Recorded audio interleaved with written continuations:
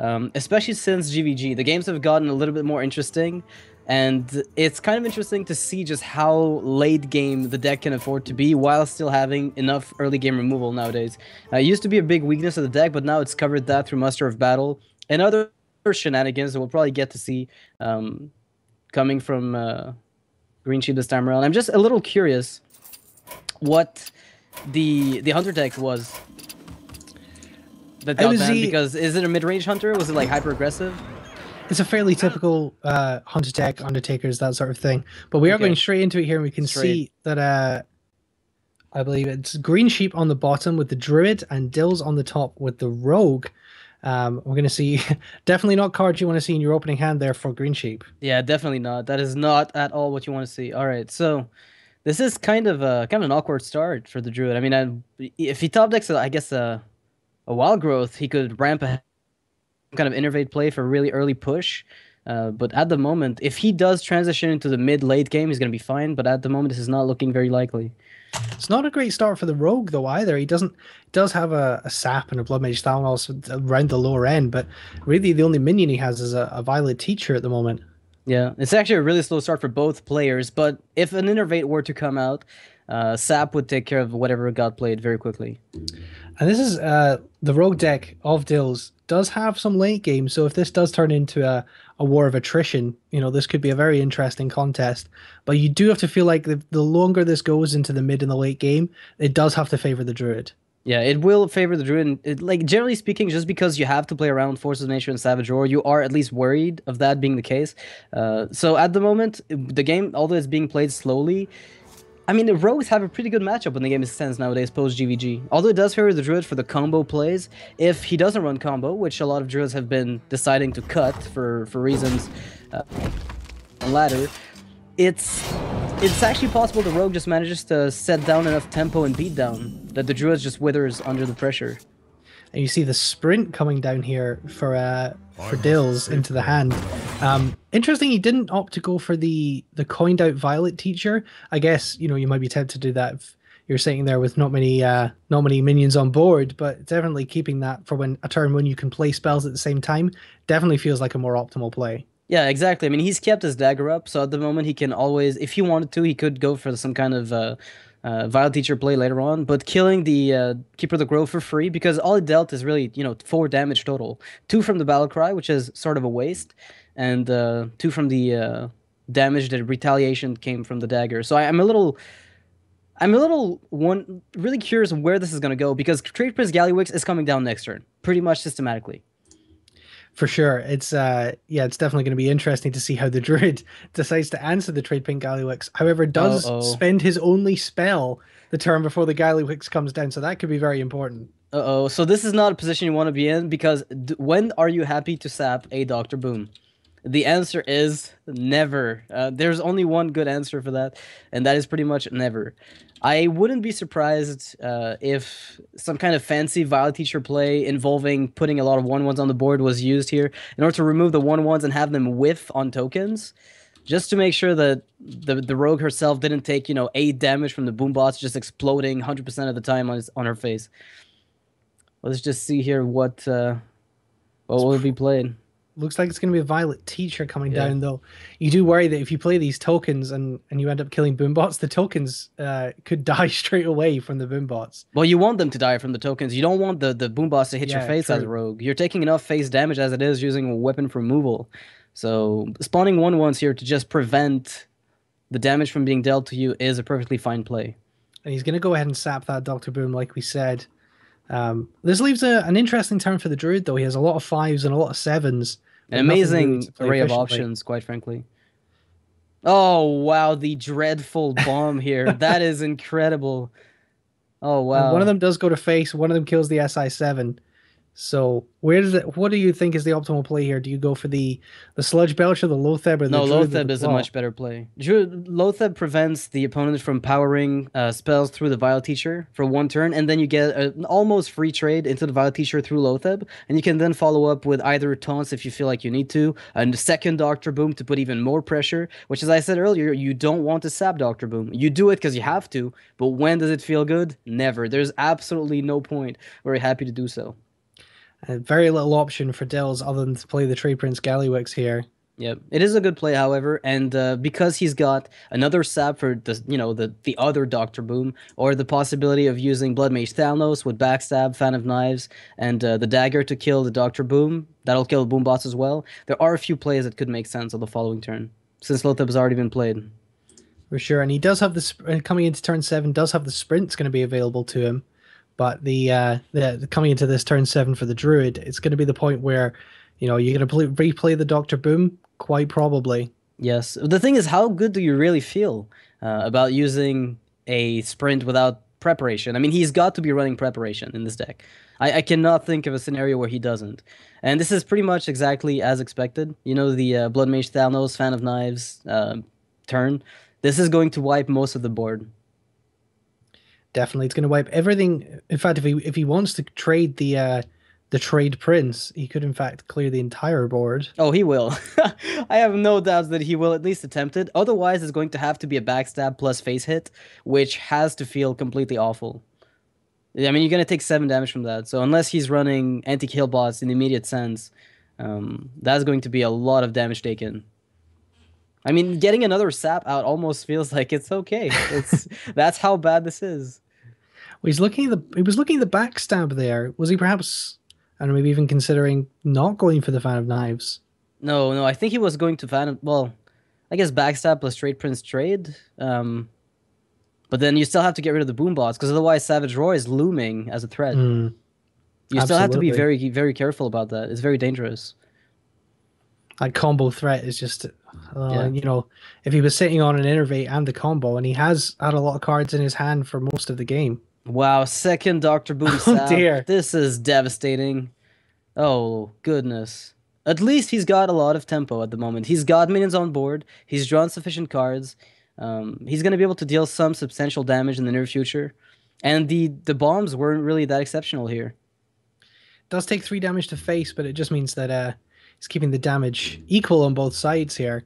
Yep. And the rogue does have the advantage. And the Lothab is a very good card here because if you're afraid of combo, you can just negate it for at least an entire turn and then follow up with... And he does not replay Dr. Boom for the, 10th time. He actually opts for the Shade of Nax and Sludge Belcher play. Which, after seeing 2 saps, kind of makes sense. For sure. There's double backstab and SI7 in the hand, so lots of clearing potential. This is an amazing turn here for the rogue, because between backstab, the dagger, and the SI7 agent, everything just dies. She can even play Lothab as a backup play, just to prevent the Druid from locking down the board. Yeah, that's crazy. You can play Lothab and just build up your board. Yep. He's thinking about... He's even going to save the backstab. That is really, really interesting. I thought he would at least use the dagger or the backstab, but trading the Trade Prince. Yep, no spells usable here for the Druid, so Ancient of War it is, but no more saps. So the rogue will have to do this old-fashioned way, which is pound your minions in the face of that thing and hope that it works out. Tinker's Sharpsword Oil. This is a big top deck. That's certainly going to help deal with this Ancient of War. Yep. I presume you backstab it to activate it? Yeah, I mean, he's got to be running at least one Blade Flurry. Oh, and there it is. Here's the Blade Flurry. Oh, wow. This is enough. He can actually kill the 5/10 just through backstab. Yeah. Backstab, Tinker's Blade Flurry, dagger up attack, go face for 10. Wow, that is a crazy couple of draws. Yeah, but then you have to hope that he does not have the Force of Nature Savage Roar combo. Because if he does, you're in a world of hurt. But I mean, you do hit him for a total of 13 right away. Actually, he's dead. He's got lethal. What am I talking about? Well, yeah, what are we talking about? Backstab, Tinker, Sharpsword, Blade Flurry, dagger up, killed.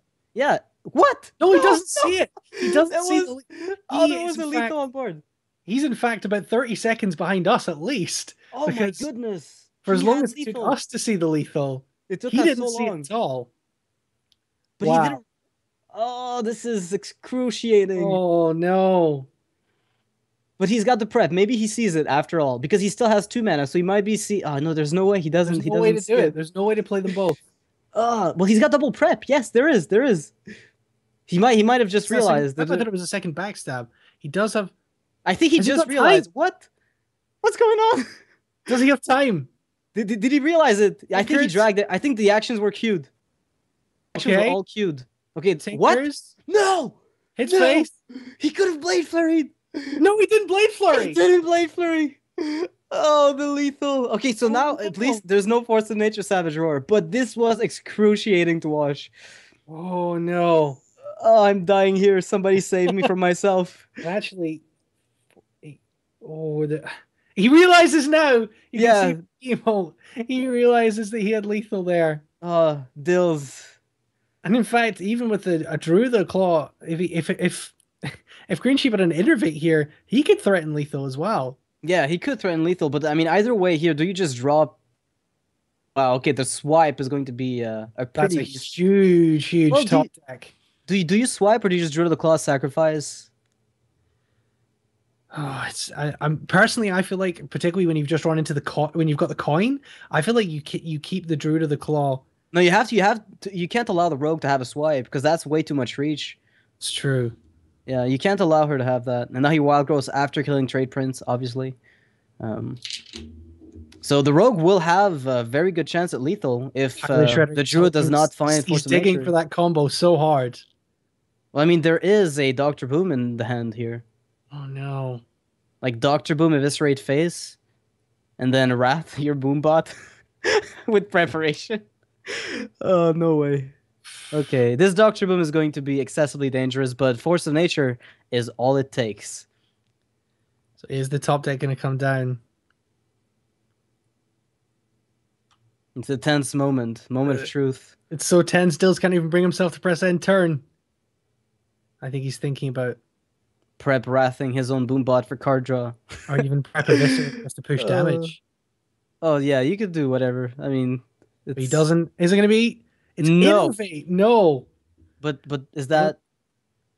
That's okay. I think the rogue has won. I think that is lethal. I don't see a way. I mean, double Savage Roar plus swipe is only 8 damage. That's not sufficient. I mean, the rogue has lethal with the eviscerate. What if you play your own Doctor Boom, then coin out swipe, and your boom bots kill their boom bots, and you just trade boom bot charges? Is this what we're gonna see? I think so. Coin swipe? Yeah, I think this makes hell of a lot of sense. I think it makes too much sense not to make. Or swipe no. Boom. You swipe the boom bot. Yeah, swipe the boom. And hope. Just hope for the best. Pray. Where did he go? What? Oh my god! It works!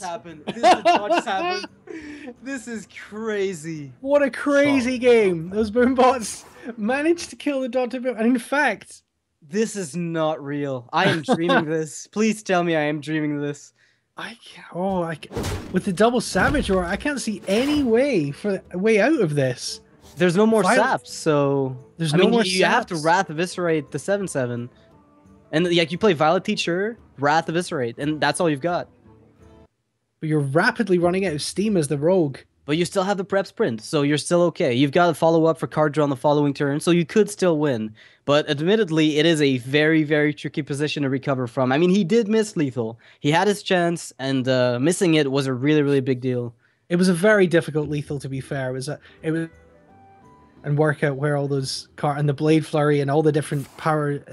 It was, it's the kind of thing where if you're in the heat of a game, it can be very hard. Yeah. In fact, he's opting to prep sprint here, and that could. Well, he does actually heal bot.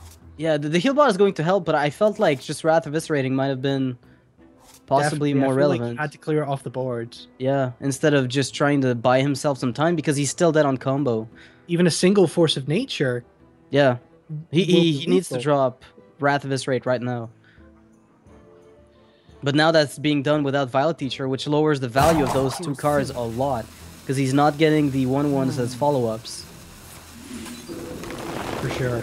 Alright, so it's still a Force of Nature Seek play here from the Druid. We'll try to get that one to get the insta-win. Other than that, he's going to have to wait a little longer. He's going for the well played. He thinks the Green Sheep has the combo. Yeah, he obviously doesn't because he would have played it last turn instead of Dr. Boom shenanigans. And still no lethal. For the Grove? For heal? I mean, do you have to? You have to Ancient Lord heal. Yeah, you have to. It's unfortunate, but you have to.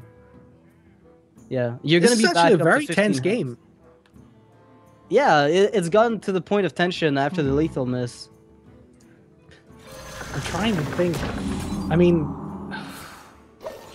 there is a car. There. You know, Dills could draw into something which really could swing this back.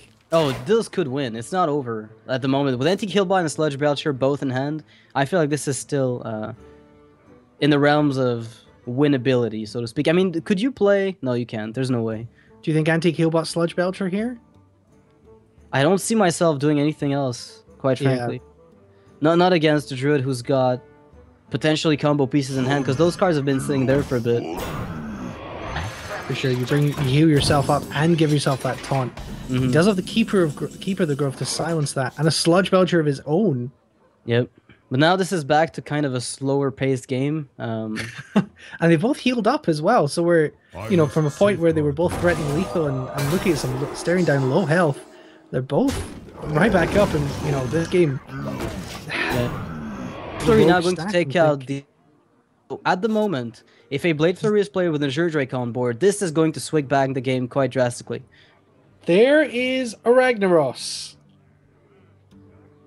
Not very relevant at the moment, is it? Well, if you trade in the Anti-Killbot Blade Flurry... Do you Ragnaros right away? Because there will be a Slime and a 2-1 left. I guess he does. He's gonna go for it. I guess that was the play, but what about Big Game Hunter? I don't know. I'm a little ambivalent about that. Then again, I'm not the one playing this game. He knows better than I do. I can Wait, always understand the that... temptation of a YOLO Rag. I don't like it. I don't like YOLO Rag. It's such a strong temptation. Yeah, alright, so how much damage has he got? He's got 4, 5, 6, he's got 10. He's got 13 damage. Not enough for lethal, but he can threaten it right away. And I think that might just be the play. What? You drill the claw offensively, and then Savage Roar, Hero Power. Or is that too risky still? Well, I guess you can. Yeah, you can even go with the Hero Power. So you charge the Druid of the Claw. Just give you 6, 7. And you add another 6, so you get your 13 damage in. Exactly. Oh no, he's actually going to put down the Pilot Shredder, and oh, he looked like he was thinking about the Pilot Shredder to maybe just try and give Ragnaros some more targets, and that is what he's going to do. He's going full face and making that YOLO Rag play, getting really, really harshly punished. That was quite the YOLO Rag. Alright, so Azure Drake to draw and hopefully find an Eviscerate for that 4-4. Oh, no way. Almost out of cards. Wait, where is that's the Eviscerate? 25%. 25% lethal. Actually, no, 33, because you can dagger to kill the 2-1. This is the turn. Okay, he doesn't do it. He's going to heal instead, yeah. Yeah, okay. So he's going to heal, and then I guess he's going to eviscerate maybe the 4-4. I mean, that YOLO Rag. But does double Savage Roar then seal the game? Yeah, it does. If the no minions, he needs to kill 2 minions in this specific circumstance. Like, if the Rag goes phase, the game is over.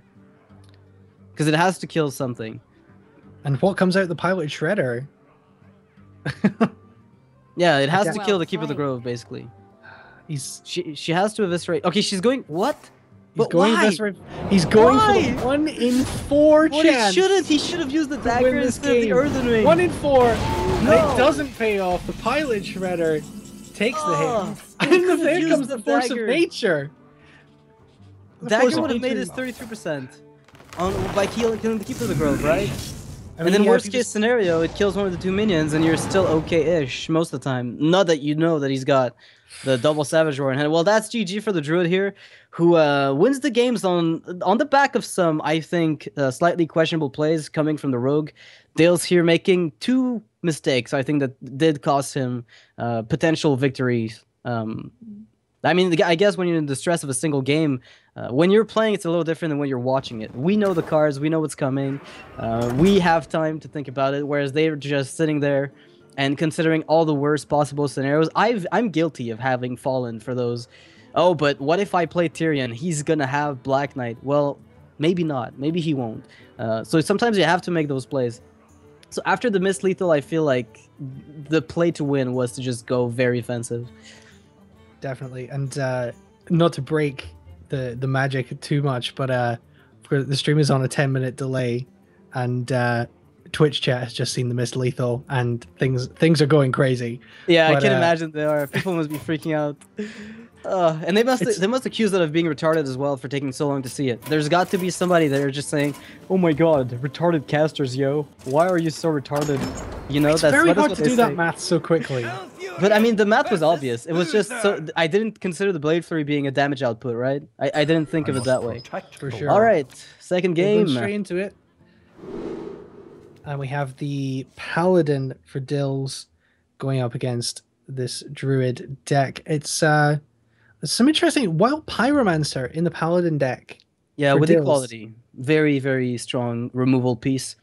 but not something that's very common in Paladin decks at this point. The Paladin decks more focused towards the Muster for Battle, Quartermaster, that sort of play. But Yeah. Sinjin and Pyromancer, two definitely cards that we don't see in Paladin in tournaments at this point very much. Well, I mean, everybody knows the famed Wild Pyromancer Muster for Battle combo that leaves you with one card down the hole and a weapon that completely sucks. And there's the equality. So the equality Pyromancer, but he's going to muster for battle on turn 3. And that's not Yeah. bad for putting pressure, but he is going to have to hope to get something to build on that. Yeah. And now he can't play Wild Pyromancer with a spell because that's just going to wipe it, but he's still fine. He's got a really nice curve. And the Druid might... I mean, I wouldn't be too worried about swiping right now. I think I'm He's going to just go for the happier... Harrison Jones. Oh, definitely the best play. Definitely the better play. There is no weapon outside of Ashbringer that you want to get out this quickly. So many cards. 3 more cards for the Druid. A Truce Over Champion comes into hand, though. Oh, the irony. And that's Harrison going to come Jones straight dying to a down. weapon. All right, well, Harrison Jones belongs in a museum, and 3 1/1s remain on the board, putting a little bit of tick on the Druid here, who's going to be able to just kind of ignore that damage for a little while. Do you And of swipe the course- face here, or do you just establish some kind of board? Because, I mean, turn 5 is the turn of the Quartermaster. Yeah, I mean, you could coin Sludge Belcher here, but I think, and that is what he's going to go for. But personally, I would be really concerned about that Quartermaster, and I probably would have gone for the swipe. Of course, the irony of ironies, Green Sheep that entire game. Oh, here's the This is Cult Master. A Cult Master? This is an insane top deck. He can actually kill the Sludge Belcher through the weapon and draw 3 cards. That's going to be a crazy amount of value. I don't think I would have ever considered that much value being possible off of Muster for Battle. I mean, it's already good enough as is. This is just drilling it in. And that swipe is going to feel... Wait, what? For the Cult Master. He's dropping the Lotheb instead. I'm really not sure about that play. I'm speechless right now. I'm absolutely unable to process the information I was just presented with. I don't even know what I should be doing. But I guess it does create an awkward turn for Green Sheep. He has to use the Keeper of the Grove there. But he might have had a 5-drop. Like, picture him having a Lotheb. Picture him having a Sludge Belcher number 2, a Druid of the Claw. There were a lot of options there that he could have had. Very risky play for Dills. I was going to say earlier, but irony of ironies, Green Sheep, who dug for the Force of Nature all last game, gets it in the first few turns here coming into his hand. Yeah, well, it's going to be very important for sealing the game at this point. Now the swipe is going to get ultimate value. Kill a Senjin, finish off a Lotheb. It's not that bad. But if you do manage to draw a swipe through a play like this, what happens is that then your second Muster for Battle might give you the value that you wanted off the Cult Master. So maybe that was his game plan. It's just not one that I would have personally seen. All 4 of the combo cards now in hand for Green Sheep. He is going to go for the swipe. They are actually really on time at the moment. For some kind of... I mean, does he even need to cast Wild Growth at this point? I don't even think it's necessary. Because he has Ancient of War for next turn. No, he's gonna go ahead and clear this Senjin and then drop the Ancient of War next turn. For setup for double combo over the next few turns. For sure. And that's gonna just destroy Dills here with the double combo. He does have an Antique Heal Bot in hand. Yeah, and Choose Over Champion, that's going to help him top off a little bit. I've seen a lot of Paladin decks nowadays actually running an absurd amount of healing through anti-heal bots and sometimes even double lay on hands. Double lay on hands, well. Yeah, I have seen some Paladin decks run double lay on hands, which has surprised me, but they're surprisingly effective in tournament environments. All right. We're going to see the Muster for Battle. This is actually probably the turn of value. This is where value is acquired from Muster for Battle. If a swipe doesn't come out here, Nope, just the second Ancient of War. So that's probably going to come down straight away. And the equality yeah, could well be used equality to clear this here. equality Cult Master. But is it even that good? Because all you're getting is one card. Like, how happy are you really? Do you even consider not equalitying until you've Yeah. killed a couple of these to get some more card draw? As crazy as that sounds. What if you just equality once and trade, and then keep your three threes, keep your 3/1/1s, and And just hope make to another pick up one? three threes. Like, you can even use your face to kill that. But then again, you're putting yourself in very risky Savage Roar range, obviously. Yeah. That's what he's going to do. It looks like he's going to use the. Yeah, he can play the heal bot because he hasn't seen the second swipe, so he has to assume it's not there, right? Yep, heal bot. Get himself back up out of. Well out of combo range. Yeah, but there The, are two combos, so this is a bit more combo than you've bargained for. well, there are also two equalities to deal with the second Ancient of War if it comes down. hmm So I'm still surprised at the absence of that. The first Cult Master play that we called. I am actually surprised it wasn't played then, but I guess I can understand. If he a expected the rat, game to go the way that it did, then I could see why he did it. a wrath for three on the heal bot there for Green Sheep, choosing Yeah. not to go with the Ancient of War. Well, I mean, if there's another equality, it's going to be very tricky for you. And a Quartermaster now with 4 minions on board means your Ancient dies very easily. There it goes, And the Aldor Aldor Peacekeeper. Peacekeeper. What does this turn look like if you're Dills? Do you look at a Cult Master and try and clear it out, or do you go for a Truce over Truce Champion? over Champion, I believe, is the way to go about this turn. Like, So you he's gonna will get Cult Master value right now. And you can keep the second equality for the Wild Power Master for the long-term play. All and right, double Mad Scientist. here finally comes that Cult Master, and the Mad Scientist is gonna die. Dills is gonna draw two cards, and he gets a piloted Sky Golem. That's a strong minion. He's been sorely lacking in those big strong minions. And Tyrion coming in. So definitely get some of the pieces that he was looking for there. But there's no silence here on the Druid side, so it's going to be a little tricky for him to get rid of everything. And now he has to get rid of the Cult Master in some way. But could you just consider Doctor Booming and ignoring? But then again, you can't really do that. You really can't just draw Boom here. He's going to go for Force of Nature because he does have those two. In fact, he's just going to combo. Yeah, he's going to try to double combo because he knows the double combo deals total of 28, and 28 damage is exactly what he needs, even after. Well, he doesn't even bother. He needs 26, actually, even if So Trucifer Champion heals, so. if you're Dills here, do you recognize that he's probably got two combos and think you've got to You go with drop Tyrion? Tyrion. Yeah, yeah, you have to go. You have to go with Tyrion. Um, I think it's just a given. You have to at least Definitely. push back the combo play, force him to have Keeper of the Grove or Black Knight. You have to force him to do that, and you can even go face with whichever champion, That's just exactly to what I make was sure going that to if you say. get Ashbringer, you're gonna be able to pound another 5 damage in. And you do get two healing as well, which is going to be very useful at this point. Green Sheep is down to 9 health. Yep, this is a pretty awkward turn for him, and now you have to Ancient of War and pray that he doesn't have the other equality.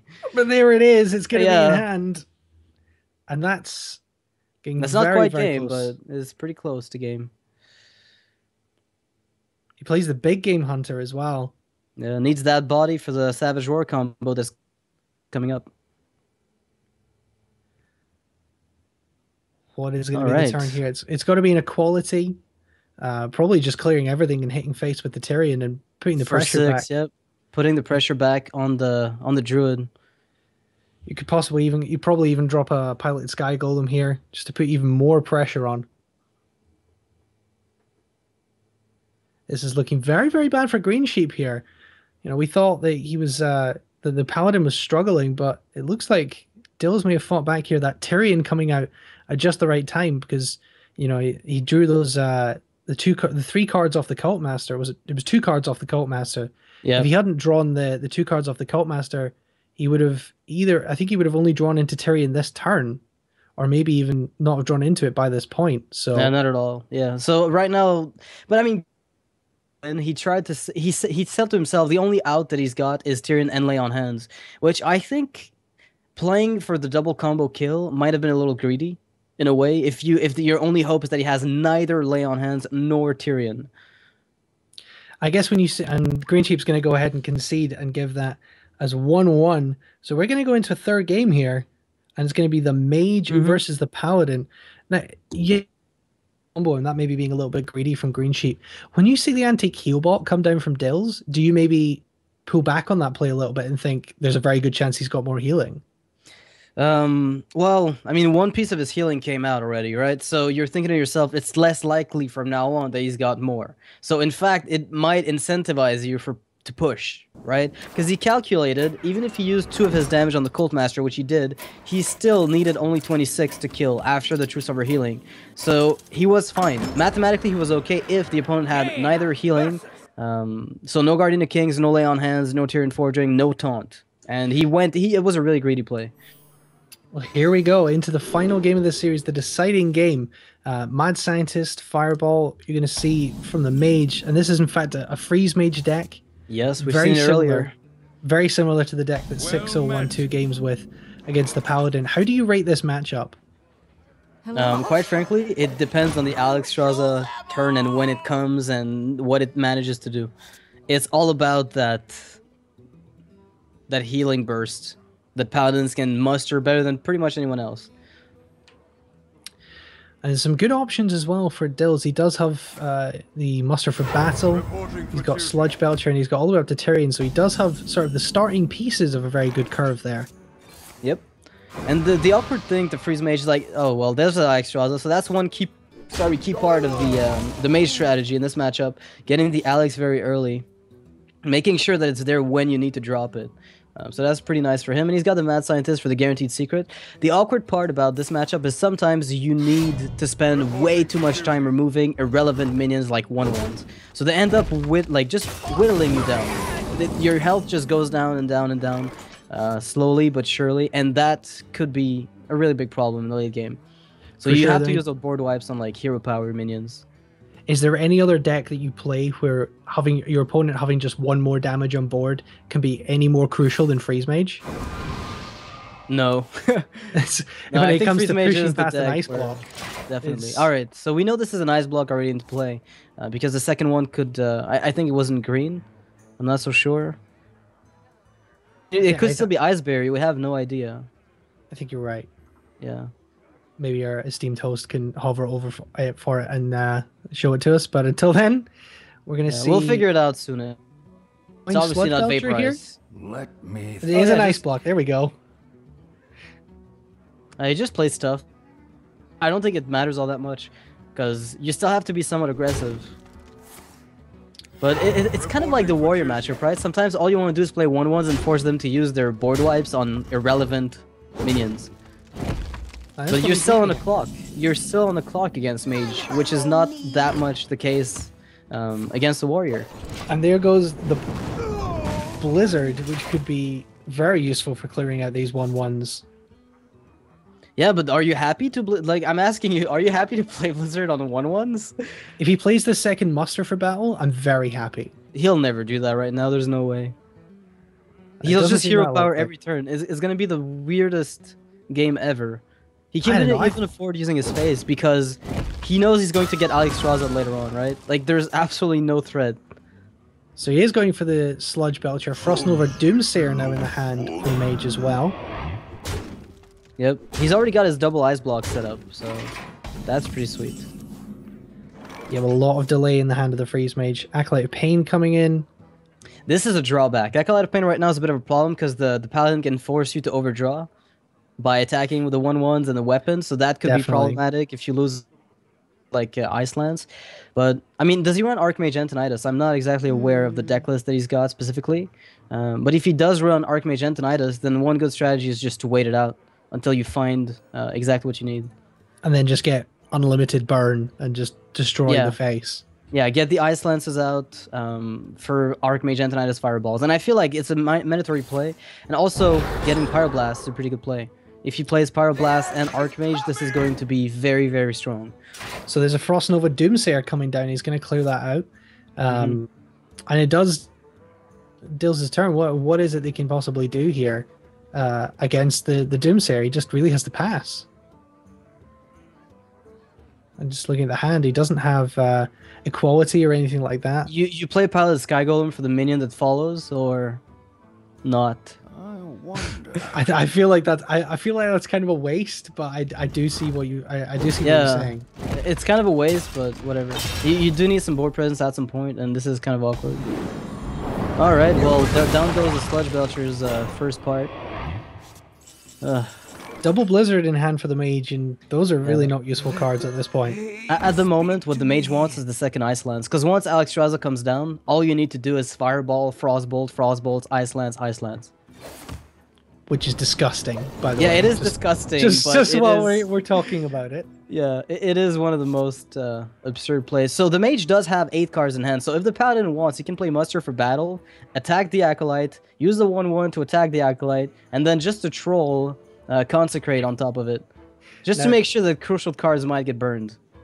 I mean, because you never get to use Consecration against mages. Is that what you're looking to do here? If you're Dills, are you looking to try and make the mage overdraw? I don't know. Quite frankly, you have to be careful with the Alexstrasza. You know you're dead when she comes out, unless you find your healing, which he's got none of right now. Does have the BGH to deal with it when it comes down, but yeah, he is going to need to be able to build it back up. The Alexstrasza is not the threat, really. The threat is the spells that follow the Alexstrasza. You know, like it's fine to get Alexstrasza and kill her. Nullifying her is generally the easiest part. It's living the turn afterwards that's a bit more tricky. He doesn't want to make the mage draw. There's the Antonidas. How are we going to see this play out here? Lots of spells in hand. Green Sheep's got to be planning several turns ahead here to think about how he's setting up lethal. He could Antonidas turn. Oh, I think you just Blizzard. You just Blizzard, and you could even ping your own Acolyte of Pain for the sake of it, to make sure you find that. But then you're gonna get punished if the opponent, wants to punish you. It's gonna be very simple, so you can just ping face. Like, Green Sheep just telegraphed, hey, I'm worried about overdrawing. Please overdraw. So blatant. Was there no option perhaps to clear out that Singeon there, maybe with a Frostbolt or even an Ice Lance? He's gonna die from the Blizzard's residual damage play, so there's really no hurry to do so. The only time where you're worried about that is when something with more gets played. Let me think. He's thinking about silence? Well, yeah, he wants to negate the mage's draws, but at this point I feel like it's the opposite. It's one of those awkward turns where you don't know if you should, and I mean, I would have maybe just silenced my own Singeon to go and kill it, but yeah, I mean, I think if you were going to clear with the Acolyte, I guess he wants to deny any and all draws, but yeah, I definitely probably would have gone with the silencing your own Singeon. And there here comes the Alexstrasza. And that is good game, ladies and gentlemen. Well played. Mind control tech, not what was needed. And that's it. Yeah, it's over. I told you it's over. You had to. There's nothing you can do. The Alexstrasza comes out. If you don't have your healing, you're just dead.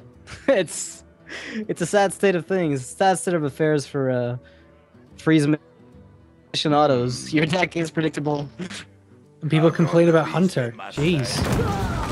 Yeah, well, I mean, it's one of those things. I don't know if you remember pre-nerf, Freeze Mage was very uninteractive. You absolutely had zero interaction with it. There was nothing you did that mattered at all. Like, everything you did was irrelevant. Indeed, and that is going to be... And this is such a horrible way to die as well, because like you say, it almost feels a lot like old Miracle Rogue, where, no matter how hard you tried or what you did... They're playing solitaire. It doesn't matter what you play. It matters what they get. They're playing against their own deck. They're not playing against you. Already. The first Frostbolt comes down and he's like, oh, good game. Well, you gotta be careful. You don't want to fireball and melt the freeze and then not get the Ice Lance damage. You gotta play that in sequence. Of course, All right, well, that's well played from both players. I feel like overdrawing the mage might have been somewhat of an interesting play. Not that it would have mattered in this case, but that's maybe a course of action you could have followed in a similar circumstance. For sure. Now, we have lots and lots of games having been played. We can bring you the details on those. But I can say, let you know now, we are going to have one playoff on stream. Noxious, are you down to stay around and cast one more match? One more match and I'm good to go. One more match. Well, we're going to have Life Coach versus Weather Kevin. Oh yeah. They're the two players who are sitting at the same record on the same score, same match record, same game record. So Tiebreaker? it's going to be a tiebreaker, and we're going to see Life Coach on stream. His first tournament since joining Team the Hylam, I believe. Yep. But let's talk a little bit about that match first as well. It's definitely our most entertaining match of the day, I would say. We got to go back to that rogue matchup, the Mist Lethal. Some of those plays from Dills, it feels like, he was playing. It looked very like Dark Onyx's Paladin rogue deck. Dark Onyx had a very similar, if not identical deck. So, I mean, it's the archetype that he was playing was definitely, it's been very, very popular since GVG because it's one of the few that still works super well for rogues. There are a lot of versions of rogue decks that have come out, like they're very aggressive with like collaterals and, the old cancer stuff with Shadow Steps and Arcane Golems, but those tend to not see as much play as this one, which is aggro control. It has the ability to do just about everything. And this deck had potential, but I feel like the tournament nerves is what got to Dills here. I don't think that's anything else than that. I mean, I'm guilty of having played miserably in tournament settings. Like I'm probably the most miserable tournament player because if I'm not home when I'm playing, there's no way I'm playing properly. And I'm pretty sure maybe the stress of having to win and being playing in front of people might have been what got Dills a little stressed out. Very important performance for a very important matchup for Green Sheep as well. He advances 3-0 to the round of 24. Coming in as a late replacement, only got asked to be in this tournament. So has not a huge amount of time to prepare his decks and prepare his strategy. He's come into this and demolished his first two opponents very, very quickly. And you have to say Dills put up a better fight than either of those two. So no shame in losing to Green Sheep. Not at all. It's like losing to the winner of a tournament. You're still fine with it. I mean, at least it's him I lost to. It's not the other guy there with the 0-3 or 1-3. For sure. Now, we're going to go to a break now. We're going to try and come back probably in about 5, 10, 15 minutes. And we're going to bring you our tiebreaker for today. It's going to be Life Coach versus Hueva Kevin. It's a bonus match for you that we didn't think we were going to be bringing you. Excited to see what Life Coach brings. Maybe go get yourself a refreshment to bring with you. Bring a blanket if Life Coach might be a while. So... Oh no! Why did I agree to this? I'll be here tonight. We're going to be here till tomorrow, but you're going to be with us. Stay here for the HearthStats Challenger League Season 1. We're going to be back with you very shortly.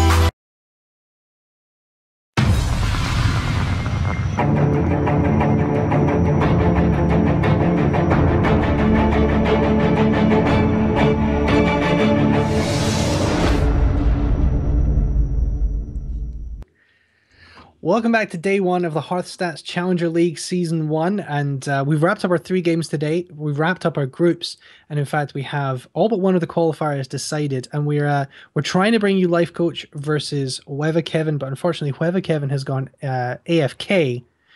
He was AFK. He wasn't there in time for his first game, which ironically was against Life Coach. But he Yeah. came back and won his next 2 games to force the tiebreaker. But if he doesn't show up for the tiebreaker in the next couple of minutes, Life Coach is going to be going through from that group. But I can Yeah. actually bring you the pretty much all the rest of the results now. We're still waiting on a couple from day one from group A, group one. But Hyped is going through from that group. I believe is top of the group with 3 wins, and I think it's between Phone Tap and KT, for who's going to go through second in that group. In group Kit advances, Kats? no, not Kit Kats. He plays. Okay, He I plays. thought KT was Kit Kats. I'm sorry. Kit Kats plays tomorrow. So we have 6-0 going record. In fact, the only guy to finish 6-0 is 6-0. Oh no, Um, you didn't. It's true. Oh, you It's little just a you. fact. Yeah, It's I just know a it's a fact. It's a fact. Okay. So I get it. 6-0 goes through from group 2 as the leader, and Alchemist goes through. He did lose to 6-0, but he came back and won his next 2 games, so he goes through 4-3. Killing All Day goes through with a 5-3 record for group 3, and obviously we're waiting on the decision between Life Coach and Whoever Kevin. Yep. Semi Jew and I'm gonna go with my settings because it Settings, sounds yeah. funny. Cool. Semi Jew and my settings are going through from group 4. And group 5, we have Green Sheep and Sandmain going through. We saw Green Sheep in our final game there. All the group results are going to be posted on league.hearthstats.net, so you can check those out. They're going to be going on soon later this evening, but if not, very, very shortly, you'll be able to see all the group results. But those are the guys who are going through to. They will play again on Wednesday in the second round. They're going to be another group stage, a round of 24. So what's going to happen is those 10 guys will go through. We'll have another 10 guys go through from tomorrow's groups, which is groups 6 to 10. And then we have 4 players who are dropping down from the HearthStats Invitational way back in September that you casted, Noxious. Yep. That's a long time ago. Obviously, it's a tiered league, so players are dropping down from that top league, and you're going to see Ty NL and Dart dropping down from that league. So Ty's he recently joining Team Nihilum as well, but we're also going to see we've had some players not able to make it with their schedules, so we've got 2 invited players taking spots in the round of 24. Dark Wonix and Tiddler Celestial is going to be playing in the round of 24 on Wednesday, which I'm super excited about. I mean, he's one of the. I think he's the rank number 1 Gosu gamers at the moment because of his 1 or tournament 2, winnings yeah. in the past. Like I think he was tied with Firebat or somewhere along the WCA and some other large event. I keep forgetting which one it was. But yeah, definitely a very, very strong player. Although his love for Zoo is uncontested, I am still mind blown. But yeah, so we have all the results for you from day one from those top 5 groups, and I don't believe we've been able to locate Kevin to get into this tiebreaker. Yeah, So I don't think we've been able to locate him, and it's. I mean, maybe his opponent just Weva came up. Okay, he's here. So all right, a wild Weva appeared. He's burst into the room like the Kool-Aid. We're gonna have Life Coach versus Weva Kevin, your bonus match. Your tiebreaker is gonna happen now. He rushed in with energy drinks, be like, "I'm ready to face Life Coach." Buy some of those because the rope will happen a lot. I promise you guys. If we don't rope every turn, I'm going to rename myself to. I have to find another name. You got an idea? Not really sure. I have the classes for Life Coach. I believe he's playing Druid, Paladin, and Warlock. I haven't been sent the classes for Weva Kevin yet, but we'll bring those. We'll see them displayed. We'll bring them to you as soon as we can. So yeah, that's Warlock, Paladin, and Druid for Life Coach. Another Druid. How surprising, is it not? If Kevin brings Druid as well, that will be 8. Yeah, so, which no surprise really. And I'm betting Life Coach is going to run some very control heavy decks. Generally speaking, that's one of his favorite play styles. Maybe on the mid range side, but generally very heavy control. That's definitely what he likes to play most. Well, I can tell you the decks for Weva Kevin are Warrior, Warlock, and Druid. No, you don't say. It's a clean sweep. Oh, not another druid. Yeah, last time I casted with Lothar, another tournament, I think it might have been Battle of the Best. Number two, there were druids just about everywhere, and every game we casted came down to wild growth. It was always, oh, he had wild growth, good game, guys. Every single game. So at least this time around, even though we saw druids, it wasn't just about that. There was a lot more back and forth during the games. It was a little bit more exciting. If you're looking at these lineups here, what are you thinking of banning from either side, Noxious? Both of them are playing Warlock. The Yeah. only difference is Life Coach is running Warrior. I mean Paladin, where Weva is running Warrior. And as Warrior, I don't think you want to face Paladin. So you probably might ban that, depending on the other decks. I mean, I don't know if this is a Zoo or Handlock, but if it's Handlock, I could imagine him. I mean, either way, I think the Paladin might get banned. That's just a vague guess. I don't exactly know if that's the case. I mean, it's either going to be Warlock or Paladin in before Druid gets banned, and I'm just completely flat out wrong, as I tend to be anyway, but it's just kind of it's one of those things. I probably would ban Paladin, just because I hate playing against them if I'm playing Warrior, Warlock, and Druid. That's very true. I mean, you have to feel like if you're Weather Kevin here, even if Life Coach decides to ban your Warlock, Druid and Warrior is a very solid lineup. Yeah, it really is. Like, no matter what's banned here, the two remaining decks will be fine as long as Paladin is out. So if you just ban Paladin, you're gonna be fine, I feel. And do you think Life Coach will probably ban the Warlock? Yeah, that'd be my guess. Well, there's your predictions, folks. Warlock, we'll see the Warlock ban from Kevin and the Paladin for Life Coach. But is there any merit, perhaps, in Life Coach banning the Control Warrior? Not if you're playing Paladin, unless you expect him. Okay, if you expect him to it's like the theory of mind, right? Oh yeah, yeah. I know that he knows that I know that he knows that I know that he knows, and if you think one step too far, you're actually thinking one step backwards. So it's one of those awkward circumstances where it comes down to mind games again.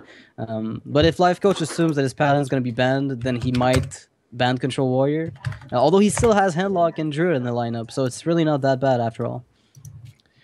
Definitely, and these druid mirror matches, as you say, are very, very important. You know, we could see different archetypes of druid. How do you feel? You know, if you were to take, say, a fast combo druid and a ramp druid at this point in the meta, you know, the ramp druid with the Kel'Thuzad coming back and the fast druid with the Dr. Boom and maybe the piloted mechs. How do you feel those two archetypes stack up against each other right now? I feel like I'd rather run ramp without combos. Almost like just zero combo, full ramp against that specific deck. But I mean, there's that problem with the Druid class at the moment, where every deck seems to necessitate the addition of a combo. I mean, either way, your opponents will be playing around it, right? It's not even a matter of you having it in your deck. It's kind of the same problem with something like a mirror entity. Even though it's most of the time not mirror entity, you still have to check for it. On the off chance that that thing just happens to screw you over when you give them a Sludge Belcher that they basically have charge with because they get the initiative. So you play around those cards even though they're not there. And Druid, just because a 2-card combination get to, because you can extend the game for long enough. And that combo baseline deals 14, but it generally ends up doing more, right? Because you might have another body on the board, perhaps 2. So it's not uncommon for Druid combos to just finish you off for 25 damage. So I feel like ramp heavy without combos would require you to be... I mean, you'd have to run no combo to justify running up against a fast Druid, as awkward as that might sound. Do you think that is the sort of choice? And actually, as I'm being told in my ear that this conversation we're having is entirely irrelevant because they've both decided to go against what we said, and they have both banned the Druids. All right. Well, apparently they don't want to. Well, then I'm giving. Okay, you know what? I'm gonna say that Wevo. Am I allowed to say that? I feel like Wevo is winning this, but it depends which deck they pick first, right? Because if Paladin runs into Warlock, yeah. Yeah, that's very different. So it's all about whoever starts. Okay, well, it's a 50-50. If you're Kevin, then it's so difficult because if you think, well, do I have to go with Handlock or do I want to go with Warrior? And then if the Paladin beats my Warrior, I've got the Handlock in reserve. But the thing is, like, do they know each other's deck lists? Because there are warrior lists right now which are a little less anti-control and a bit more anti-aggro, or because Doctor Boom has changed the metagame in quite a heavy way, where a lot of people decide to tech in cards such as, you know, MC Tech and whatnot, and that's been seen in just about every kind of deck. So you see it in Paladin, you see it in Warrior, you see it in Druid. So I don't know if either of them is running that card, because that would lower the value of it. But I mean, the Warrior matchup is a bit better now if they're running that card against Pally. I have to say that I think this is going to be a very heavy control matchup. Looking at these deck lists, it's I need to look at them. I didn't. I tend not to because I like a little bit of surprise, personally. But it's I don't know. I feel like if the Warrior has mind control text, then it's going to be easier against Paladin, and consequently perhaps against Warlock, which sometimes overextends to 4 minions with, you know, double taunted stuff and an RB on the side. Definitely, and I don't want to give too much away before we get into this, but I will say that the Warlocks, they're both running the same, so we're going to see Same list. It's I believe not quite the same list. Oh, but I no, mean, Handlock, it always looks the same anyway. It's not quite the same list, but it's obviously it's a very, very similar list. Yeah. So that's going to be a very draw dependent game. That could be a very interesting matchup. But we do have, as I say, the Warrior and the Paladin. We're going to try and bring that to you. I believe we're just testing to make sure things are all okay with the spectator mode. Don't end up with another phone tap hype situation. Yeah. At least we're not muted this time. Handlock's a bit of an awkward matchup. I mean, match Handlock because it really comes down to big game hunter, and who decided not to tech too much against aggro. A lot of the time, that's what I feel it boils down to in very many cases. It's not systematic, but it tends to be the case that if you have more, you know, big removal than your opponent. Like I remember Firebat a while back ran like 2 big game hunters in his handlock, and that just demolished another handlock, and that was completely unfair. It was completely unfair the way that it panned out.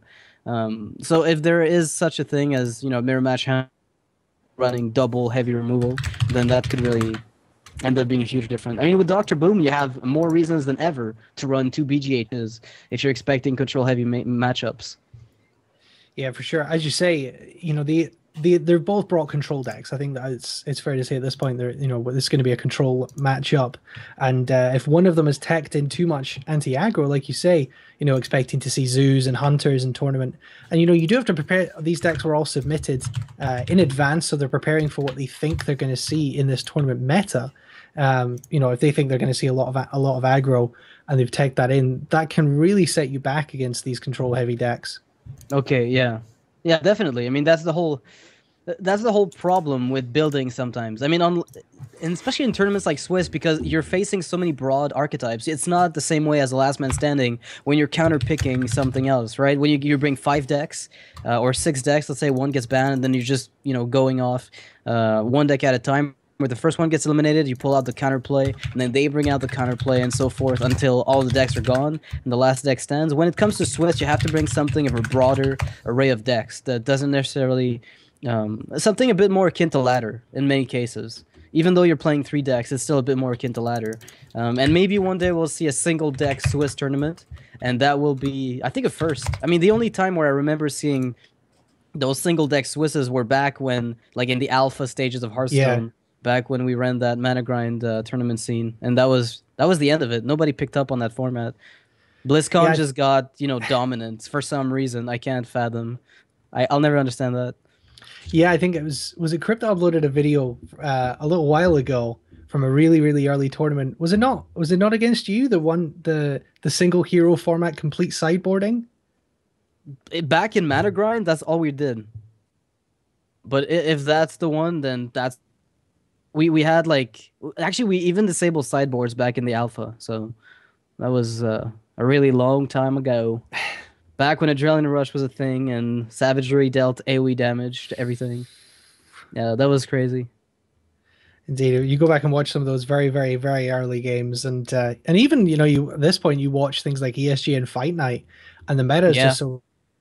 You know, we do complain that, you know, things haven't changed that much in certain OP cards, but And here we are. We're going to go for the Paladin versus the Warrior. And All right. so that means that it is Life Coach on bottom against Kevin on the top on the handlock, as you can see. So that's the a Molten Giant and a Mountain Giant in hand. Oh, we have not a great start for Kevin. You're going to assume he's going to mulligan away at least, maybe not the Acolyte of Pain, but he's going to I mulligan would away keep most the of this. Acolyte of Pain. I mean, at worst, you're drawing out an Iron Beak Owl that you just kill, which means you can't Iron Beak Owl a Nature Watcher, so it's really not that bad. I'd keep it. It's really not that terrible. And he's keeping Consecration on the off chance that it is Zoo, or... Yeah, I mean, that's what you got to be thinking. But oh, he gets another one into hand. That's so unfortunate. And now, you know, Mortal Coil is going to be a free card draw here for Weva. Yeah, going to be Hero Power, as you say, into the Mortal Coil. Mm-hmm. And there is no Aldor Peacekeeper for Life Coach. And Kevin is ramping up quickly here to a Mountain Giant. Has things like Sun Fury and Dark Bomb as well. Lots and lots of early options there for Kevin. Mm-hmm, very much so. A Sludge Belcher comes out as well. That's kind of a roadblock card against Paladin. It tends to really stop them in their tracks as far as building board goes. For sure. Is that going to be a... Dark Bomb going to come down and deal with the Acolyte of Pain, deny 2 card draws. And Tyrion coming to hand, that's not the card draw that Life Coach was looking for either. It's really not that bad at the moment, though. But then again, there is a Sylvanas on the Warlock's, you know, side, so if anything comes out that's really excessively threatening from the Paladin, that's just going to be slamming the board down. And Life Coach just... Silver. Yeah, what else are we going to do, really? Like, you just have to play a slow game. And here comes the first Giant. And there is... At least now, there is a Sludge Belcher, which wasn't the case a turn ago. So... Well, there was, because he had the first one in hand. Mm-hmm.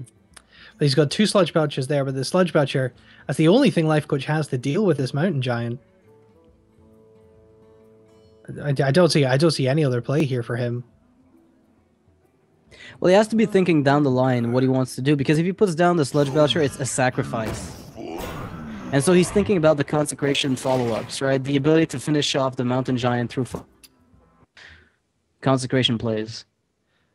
The Sludge Belcher of his own for Kevin. Is that going to be a... He's hovering over the heal bot there, but he did get an Owl coming into hand as well. And now...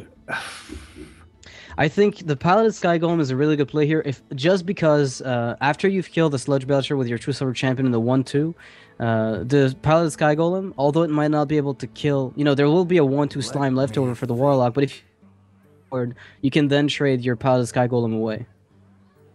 For sure, but he still can't deal with this very first Giant coming down, and that's going to be, you know, that could be an ongoing problem. Yeah, he's going to do it with the Paladin Sky Golem if he plays it. And that's still a turn away. I mean, alternatively, you just put down Sludge Belcher, and then you kill his first Sludge, and then he smacks the Giant to the Sludge Belcher, which puts it on 2 health, and then Consecration gets rid of it. You have to think like 2 turns down the line in matchups like these, otherwise you're never going to be able to find ways to remove it. Sure, and you which also is a bit of an awkward play. If you're a paladin sitting against a handlock, I mean, handlock is such a well-known archetype at this point. Everyone knows what's in the paladin deck is the staples. You've got to be thinking, well, I don't want to use too much removal because I got to be prepared for Giant number 2 and Giant number 3 and Giant number 4. Exactly. So you have to at least keep some options, but I think Paladin Sky Golem is the obvious play. Okay, all right, another Mountain Giant. And when you thought it couldn't get worse, it gets worse. And one of those could get taunted as well if he wanted. But he's not going to go for that. He's going to opt to Mountain Giant for 3 here. But he could still coin out the Sun Fury and taunt one of those up. Would you consider taunting one of these up? I don't think so. Well, I mean, it's not necessary. You can just silence the because you know he's going to want to kill your Giant with it. Yeah, that's exactly what he does. Really good play from Kevin. Yeah, definitely the optimal play here. All right, well, as expected, that's a really annoying turn here for Life Coach. Has to do, but it doesn't mean he wants to do it. He's gonna have to take a lot of damage from that Giant, but he's gonna have a clear board. And he's gonna take 8 damage to the face in order to clear this board.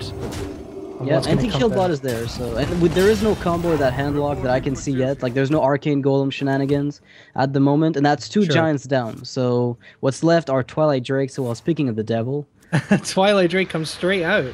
yeah, just ready to keep putting on pressure. I did this. This handlock has curved magnificently so This far. is, this is just the absolute dream for Handlock, isn't it? You get the Mountain Giant to start, you get another one out just as your first one's starting to come into difficulty, and then when those are cleared, you get a Twilight Drake. Yep. What more could you want as a Handlock player? Yeah, and he's got good follow-ups. He has a Sludge Belcher, his two anti-heal bots in case things ever need to turn around, one Siphon Soul in case of a big drop, and the Sylvanas Windrunner as a very last resort. So quite frankly, yep, looking good for the Paladin at the moment. And the Tyrion comes down. That's a pretty decent Tyrion because he has seen the silence already come out. He's got to Yes, assume, dude. you know. Oh, but there is goodness. another one in the deck. Well, there Oh, you go. goodness. That's one of those tech choices that we were talking about. You know, Yeah. a choice that you certainly probably might not make on the ladder, but in a tournament setting, that second owl does come down. No, but I mean, what you have to do is because the shield is still up and you haven't touched it, you want to steal the Tyrion. And the worst case scenario is the case where you're going to be using the owl. But at the moment, because of Shadow Flame being ready to be used, he's going to try to draw out a silence. And if that doesn't work, and if all fails, then the R&B comes down. But this is excruciating for Life Coach. But he can. I mean, can Kevin not just? He can Shadow Flame the Sylvanas next turn, and take Yep. the Tyrion. Let me Yeah, think. but it's all about. I think Life Coach might be considering putting down a 1/1 and trading into Sylvanas with Tyrion just for the sake of potentially not getting completely wrecked by it. Because if Tyrion is stolen, Life Coach is going to be in a world of hurt. Yeah, that's going to be a big problem. Very much so. And he's got very little to feed, like maybe a 1/1 and an anti-kill bot. There comes a Sludge Belcher. Yeah, and Tyrion is going to get stolen. At least most of Well, he's going to kill the Drake Sludge off. Belcher. Yeah, but like you attack the Sludge Belcher here, then you Shadow Flame. And you're guaranteed to get... Actually, you could Shadow Guaranteed to Flame get- straight up, but you're guaranteed Tyrion, no matter what. Yeah. Yep, that's true. Attacking the Sludge Belcher guarantees the play. Alright, well, Paladin's biggest threat has been removed from the board and given to the Handlock player. Yeah. Antique Healbot has got to come down this turn, you think?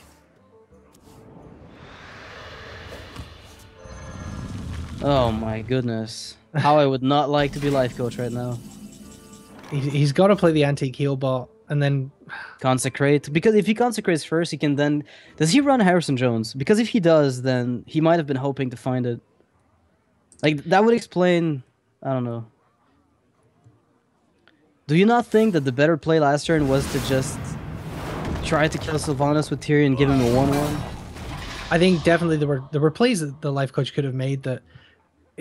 I don't know. I guess maybe he didn't think that he had the Shadow Flame, or wasn't thinking about all the ways that the Warlock could have ensured a definite Tyrion steal. But Yeah. it's often very difficult, I guess, to get yourself into the mindset of, well, how can I This is lose game. this really big threat so easily? But that is going to be just- game. Yep. Silence of the Watcher, then Defend of Argus, and the game is done. What That a is way exactly to win for 10 Handlock. damage. Yeah, I mean, the Sylvanas, like, everything fell into place for the Handlock player there, with the Giant into the second Giant, forcing the Paladin to take an extra 8 damage they didn't plan for because he hadn't seen the second Giant that early, and then the Twilight Drake comes down, and then Sylvanas on an untouched Tyrion. This is one of the worst circumstances you could hope for. For sure, and this has to give Kevin probably the advantage. You got to think, because as we were talking about, the Paladin into the Warrior is a poor matchup for the Warrior, and Yeah. with the Paladin eliminated, and this is what I was alluding to when we were talking about lineups. You have to make that call whether or not you start with the Warrior and give yourself the Handlock as a backstop, or whether or Yeah. not you try and take out the Paladin first and hope he picks into it. Yeah, I Here mean, we right go. now it all depends on like the deck of Life Coach. His Handlock, the question is, does it actually run a lot of anti-aggro or anti-control? Because it really comes down to the build that Life Coach is running himself. All right, Is it a Twin double Watcher Big is in the Hunter, hand or- here. Is it double Big Game Hunter, or is it double Hellfire? Those are the sort of choices that a Handlock can make. No, it makes all the world's a difference.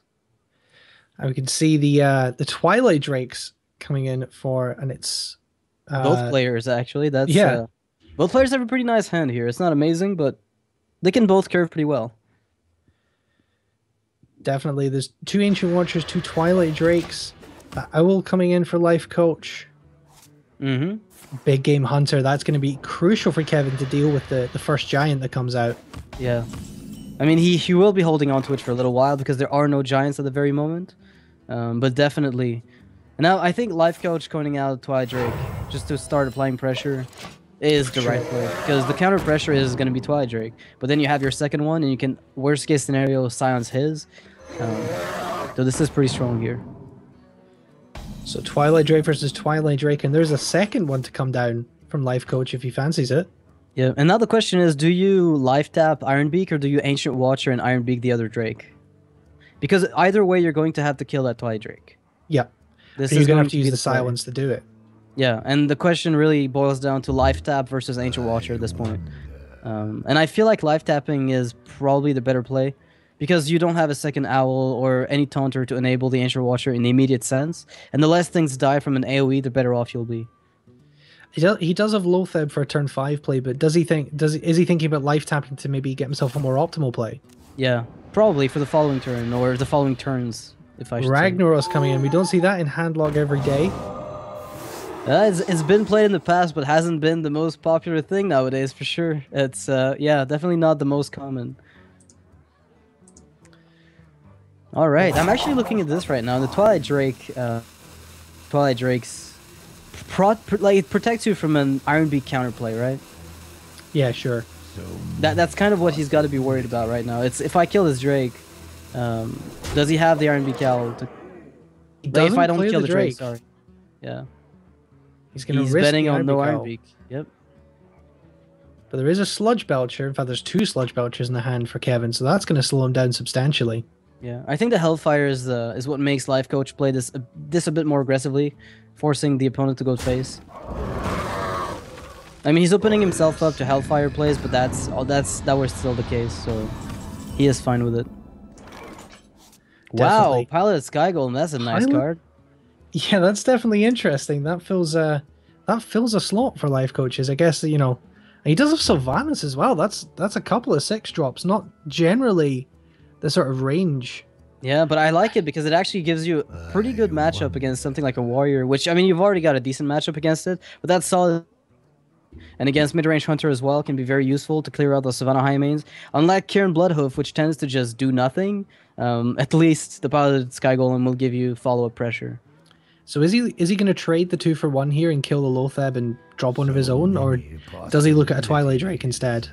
The thing is, you've seen Sylvanas from the opponent as a kind of given play, and Lotheb would kill a Sludge Belcher, so perhaps that would be optimal. Yep, Just so dropping Lotheb. He's going to go ahead and go for that 2-for-1 and drop Twilight Drake instead of Lotheb. Okay, well, he's not worried about the Sylvanas, it seems. He's not worried about the Sludge Belcher either. And there goes the Sylvanas. Yeah, well, I think Sylvanas is fine here, but if he's worried about... I mean, he can't be worried about Giants with BGH in his hand. Like, there's no way. He cannot possibly be scared of a Giant to come out. Oh, wow. Mortal Coil. So, do you just... Oh, this is actually a frustrating turn. That's really frustrating, because you can kill the Sylvanas, but you... So, you can't overextend, because Shadow Flame, again, same thing as last game, right? Yeah. The Shadow Flame risk is real. So do you Hellfire, attack Sylvanas, and then Mortal Coil the Drake? I mean, that's probably the optimal play at this point. Because you just have to, you know... And then you play Watcher, because why not, you know? Or actually you can't, you won't have the mana. Yeah, you don't have the mana for Watcher. I mean, would that be a play you'd consider? Because obviously nothing else really makes you very happy at the moment. He's not going to do it. He was probably digging for an owl there, but he doesn't get it, and he's going to leave himself with no option. I mean, he could just pass here or play the Watchers. Yeah, but I think I was going to say Watcher is actually not a bad play because the opponent does not want to steal that, you know, as an optimal steal. So by forcing the opponent to use his Shadow Flame early, you'd be fine. And you can bet that he's not going to use Shadow Flame right now. But if he kills either of your minions with Sylvanas, she's left on 1 health, and you can Mortal Coil her. Well, could you not? I mean, you could kill the Ancient Watcher with Sylvanas and then Shadow Flame and steal the Drake after all. Yeah, but it's not that good of a Shadow Flame, unfortunately. And now this is going to be a pretty sick turn with the Hellfire play. Attack Dr. Boom and Hellfire, I believe. I mean, I'm not entirely sure that's what he is going to do, but because Life Coach tends to take lines of play that I generally wouldn't consider, but this is probably what I would do. Life Coach, the kind of player where he makes a play that you don't understand, and in about 2 weeks' time, you'll be sitting having your lunch, and you'll think, "Oh, well, that's why he did it." Yeah, that's why he did that, because that play just gave him, 17 turns down the line, that exact solution to lethal. Because we all live in a different plane of time and space from Life Coach. All right, well, that was still the obvious play for him. He took 5 damage from the Moo bots, not the worst. But considering there are no Moltons in his hand, he probably wish he'd taken a little less. Yeah. But now his hand is a powerhouse. Life Coach's hand is a complete powerhouse. That Ragnaros, is that going to be a Ragnaros on turn 8, do you think? But Sludge Belcher coming down. I almost feel like just piloted Sky Golem is funnier, but I'm also very boring. I mean, you could Loatheb as well and taunt up I think these two Loatheb and minions. Taunt Up is fine. Because you can then kill the Sludge Belcher with your Loatheb. And, I mean, Sylvanas here doesn't feel that amazing. No. Since no Giants have come out at all, and you're not really threatening anything. You can just wait until you find your Shadow Flame. What do you feel about the Antique Heal bot here? If you're not sitting on Molten Giants in hand, and you don't want to let your health get too low. Yeah, but you're giving him a free body off of it. It's true. It's difficult, and obviously Life Coach is going to take a little while to make up his mind, as we all would, I believe. I feel like Loatheb is not a terrible play at this moment. Oh wow, the life tap play. Yeah, Sky Golem. There you go. See, I'm a really boring person. so is Life Coach, it seems. So you're not you're not that boring. Oh, well, it's a pretty boring play. It's one of the most boring plays you could have made in this turn. There are so many fancy plays that lead to explosive follow-ups, but this one is just dull. The Mountain Giant that's been drawn here might come out, but BGH is going to negate it completely. Going to deal with that. At this point in the game, decision making that goes into Mountain Giant over Molten Giant. What is the decision, sorry, of Mountain over Molten? Yeah. Well, the amount of mana it costs, because you can't develop any follow-up board. The life tap at the end here being a little bit of a mistake, but not that big of one, honestly. Because he could have played 2 Giants this turn if he so desired, I believe. No, I don't think he would have had the mana for it, because the life tap and the mountain cost 5, so he would have only had 4 left. The first one was 3, actually. Yeah, the first one was 3, then life tap, then play the second one for 3 again, I guess. In fact, he got the second mountain off the life tap, so he could have played that as well. All right. So I believe this turn will consist of a very simple big game hunter and trade, perhaps double Mortal Coil on the slime that comes out. Just to get that extra, because why not, right? I mean, when are you going to use coil very often in this specific circumstance? I'm not convinced you wouldn't overdraw, though, if you did that. No, because the first coil doesn't make you draw. Oh, of course, and you've already played Big Game Hunter. Yeah, exactly. Okay, yeah. It's, a lot of cards in hand for both of these. If either of them were running a hard handlock counter of a Clockwork Giant, they would be sitting pretty right now, but that doesn't seem much play, I don't think.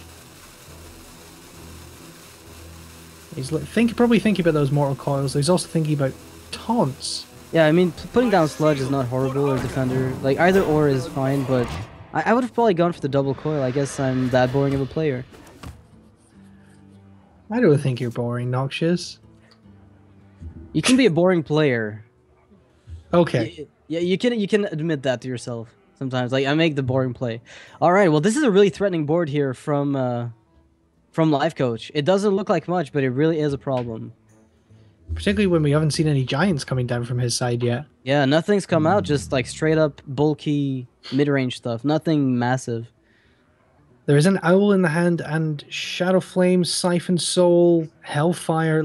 Lots of options for There's a good for play. There's a Kevin. good play with a Shadow Flame here. I mean, if you just play Giant and you silence the Golem, you can then Shadow Flame perhaps the Watcher, and that will kill 3 out of 4 minions on the board, and it will leave you with an 8/8. That certainly looks like what he's going to go for. He's going to silence the Golem and the Shadow Flame. So we're going to be left with a 5/2 Taunted Ancient Watcher on the side for Life Coach. Yep.